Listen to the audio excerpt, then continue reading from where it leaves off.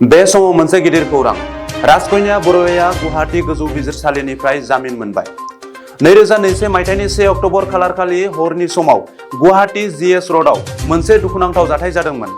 राजकन्या बरुवाया सा 8 PWDआव हाबा मावग्राफोरखौ गावनि गारिजों सौख्लायदोंमोन। 2021 मायथाइनि 1 अक्ट'बर खालारखालि हरनि समाव गुवाहाटी जीएस र'डआव मोनसे दुखुनांथाव जाथाय जादोंमोन। राजकन्या बरुवाया सा 8 PWDआव हाबा मावग्राफोरखौ गावनि गारिजों सौख्लायदोंमोन।